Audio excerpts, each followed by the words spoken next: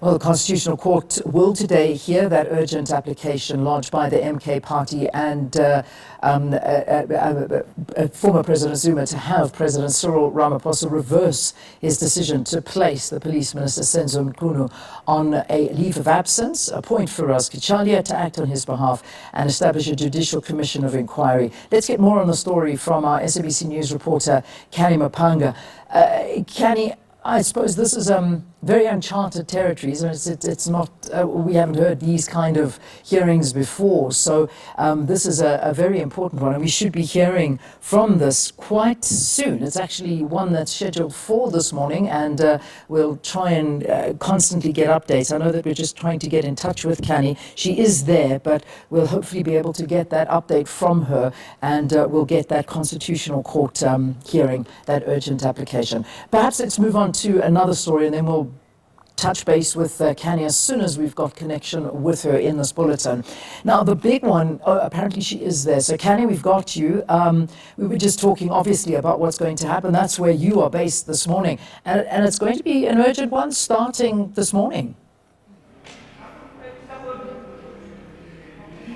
Indeed. Good morning to you, Leanne, and to the viewers at home. We expect that the nature and the scope of the President's powers and the kind of discretion he enjoys when exercising these powers in terms of the handling of ministers will be placed under the lens before the Constitutional Court this morning as they deliberate on the legality or the rationality behind three related decisions relating to the Police Minister Senzo Mchunu's leave of absence following those allegations that sent shockwaves through the nation regarding the public office bearers and, of course, the alleged collusion with those criminal syndicates that may exist here in South Africa. So essentially, what is at play here is we are discussing three related decisions that the President took following the revelation of those allegations by Lieutenant General Mkhwanazi. That is the decision to place the Police Minister on a special leave of absence.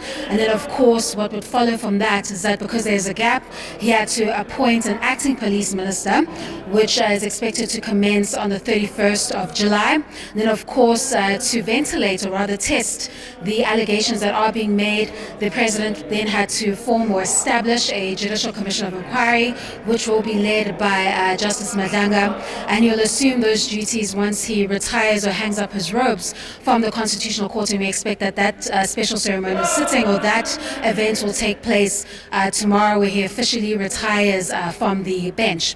Now, what the former President Jacob Zuma and the MK are stating is that they're stating, among other things, that the President does not enjoy those powers when handling the ministers to place them on special leave, which they describe as a fancy term for stating suspension with pay.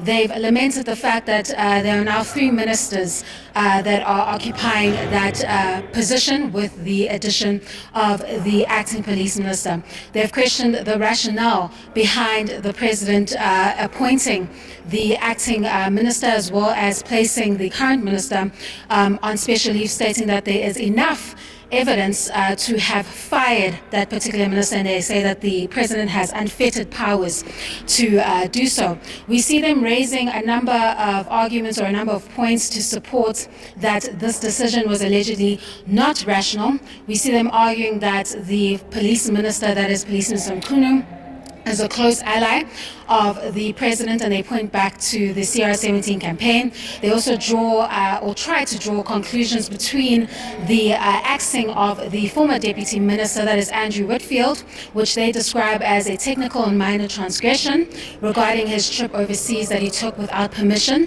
that went against the executive rules, and a number of other points to, discredit the decision taken by the President. They've also questioned the establishing of the Judicial Commission of Enquiry, stating that it will be a costly exercise that will not yield the desired result.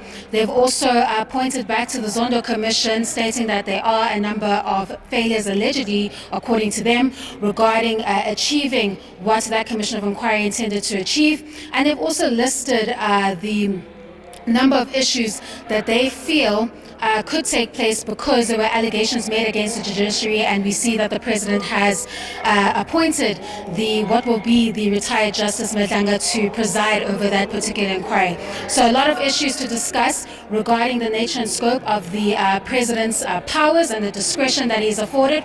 All that and more is expected to be discussed at 11 a.m. this morning in the Constitutional Court. Over to you, studio.